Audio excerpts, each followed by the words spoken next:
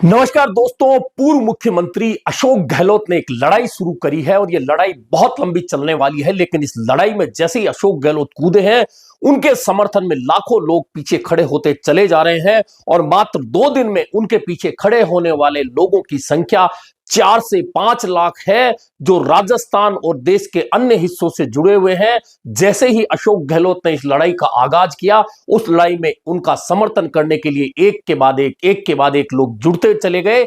और न सिर्फ राजनीतिक लोग, कांग्रेस से जुड़े लोग इस लड़ाई में जुड़े हैं, बल्कि आम आदमी, पर्यावरणविद और जो भी लोग इस लड़ाई का मतलब समझते हैं, वे लगातार पूर्व मुख्यमंत्री अशोक गहलोत के पीछे खड़े होते जा रहे हैं। और यह लड़ाई है जो बहुत बड़ी लड़ाई है, जिसके लिए अशोक गहलोत ने सबसे पहले बिगुल बजाया है। और निश्चित है कि अगर यह लड़ाई नहीं लड़ी गई आज, तो हमारी विरासत, राजस्थान की विरासत, राजस्थान के महल, देश भर का पर्यावरण नष्ट हो जाएगा। और इसका नतीजा बहुत भयानक होने वाला है, जब आने वाली पीढ़ियों को ना पानी मिलेगा, ना हवा मिलेगी, ना पशु पक्षियों के लिए जगह बचेगी और पूरी तरह से पर्यावरण बर्बाद होकर रह जाएगा। दरअसल पूरी दुनिया में जब ग्लोबल वार्मिंग हो रही है, ग्लोबल वार्मिंग के खिलाफ लड़ने की बात हो रही है, तब ऐसे समय में सुप्रीम कोर्ट ने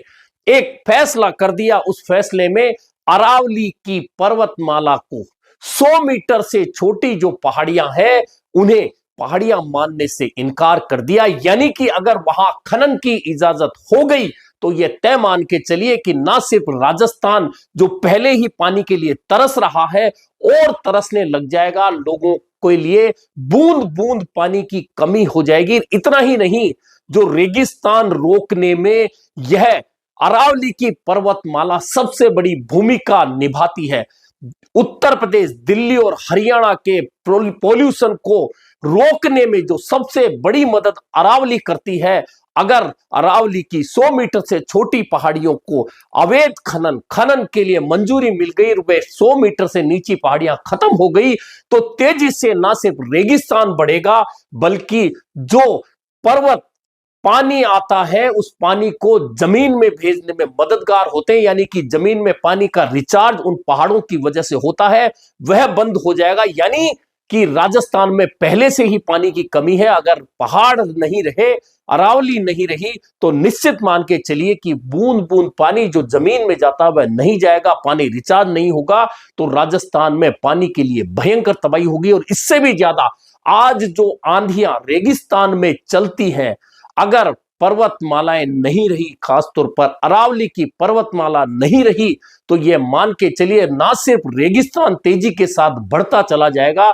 लेकिन जो आंधियां और धूल के गुबार राजस्थान में उठते हैं, वे धूल के गुबार उत्तर प्रदेश, दिल्ली, हरियाणा की तरफ नहीं बढ़ पाते। इसका बहुत बड़ा कारण अरावली है कि अरावली से टकराकर वे गर्म हवाएं रुक जाती है, तो ना तो लू दिल्ली तक पहुंचती है, ना यह हवाएं पहुंचती है, और ना रेगिस्तान से धूल भरी आंधियां वहां पहुंच पाती है। लेकिन अगर ये 100 मीटर से नीची पहाड़ियां खत्म होने पर आई, तो निश्चित मान के चलिए ना सिर्फ रेगिस्तान बढ़ेगा, बल्कि धूल भरी आंधियां जो राजस्थान सामना जिनका करता है, उनका सामना दिल्ली, हरियाणा, उत्तर प्रदेश से लेकर मध्य प्रदेश तक को करना पड़ेगा। और फिर आप सोच सकते हैं कि आप जो सांस ले रहे हैं, आज दिल्ली त्राहिमाम कर रही है पोल्यूशन को लेकर।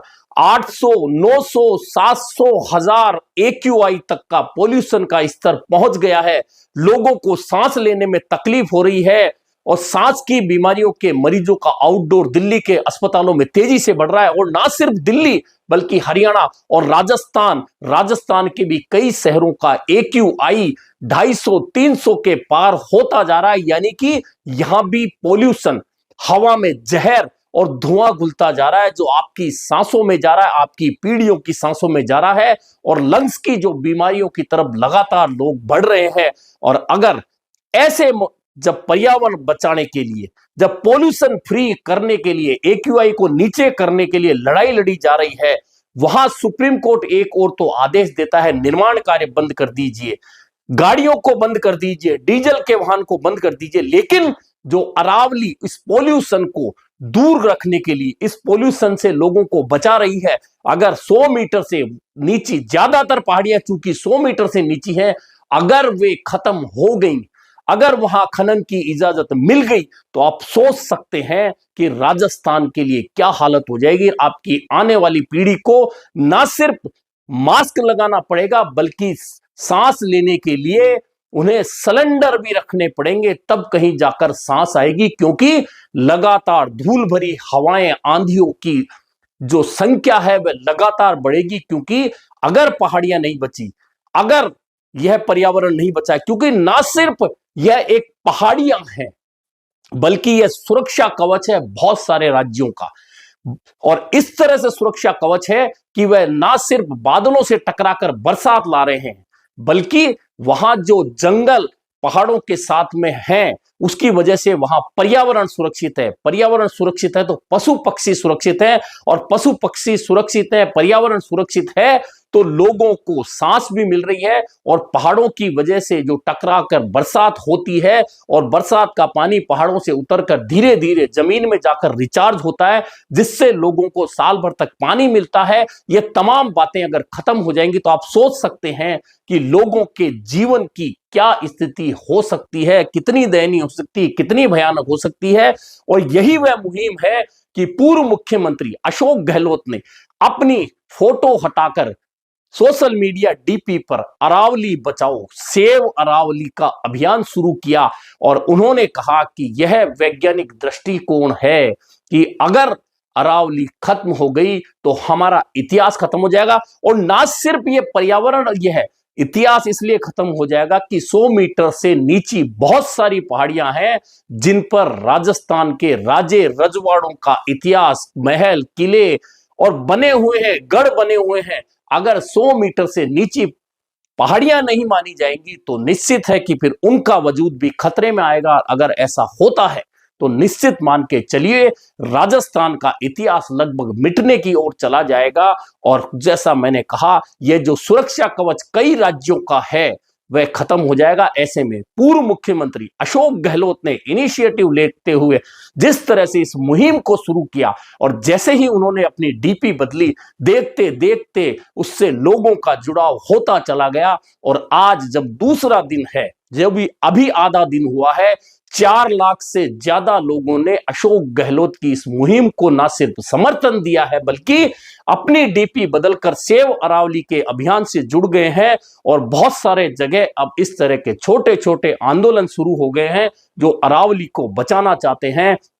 दरअसल यहां का जो आदिवासी है, यहां का ग्रामीण लोग हैं जो पहाड़ी एरियाओं में रहते हैं, वे इन्हें देवता मानते हैं, और देवता मानकर पहाड़ों की पूजा की जाती है। ऐसे में जब यह 100 मीटर से नीची पहाड़ियों की परिभाषा को खत्म कर दिया गया है, ऐसे में आदिवासी और ग्रामीण क्षेत्र के लोगों के जो दर्द है इन पहाड़ियों को खत्म करने की मुहिम का, उसके पीछे अब लोगों का जुड़ाव तेजी से बढ़ रहा है। और निश्चित तौर पर राजनीतिक लड़ाई से अलग हटकर पूर्व मुख्यमंत्री अशोक गहलोत ने आम लोगों को जोड़ते हुए अपनी आने वाली नई पीढ़ी जो होगी, जो बच्चे हैं, जो बड़े होकर सवाल पूछेंगे कि आखिरकार हमने ऐसा क्या बिगाड़ा था कि हमारे लिए आपने पोल्यूशन, धूल भरी आंधियां और बूंद बूंद तरसने वाली जिंदगी छोड़ी है। इससे जुड़कर अशोक गहलोत ने जिस तरह की मुहिम शुरू की है, निश्चित तौर पर वह स्वागत योग्य है। और अशोक गहलोत की इस मुहिम से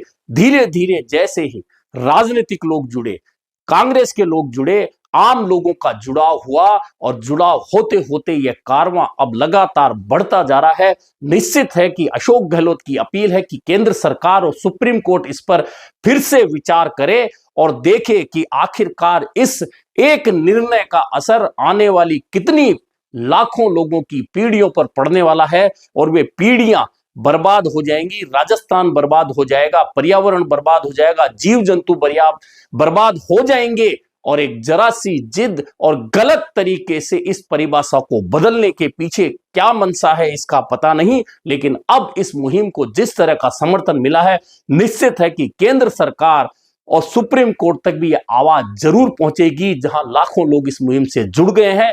निश्चित है कि अरावली को बचाने का यह अभियान मात्र राजस्थान के लोगों का अभियान नहीं होकर देश के लोगों का अभियान बनेगा। और निश्चित तौर पर पूर्व मुख्यमंत्री अशोक गहलोत ने इस लड़ाई को आगे बढ़कर शुरू किया है, वह निश्चित तौर पर स्वागत योग्य है। और लोग इस लड़ाई से इसीलिए जुड़ते जा रहे हैं कि वह भविष्य बचाने की लड़ाई है जिसमें हर व्यक्ति अपना योगदान देना चाहता है। अभी के लिए इतना ही, फिर मिलेंगे नए मुद्दे पर चर्चा के साथ।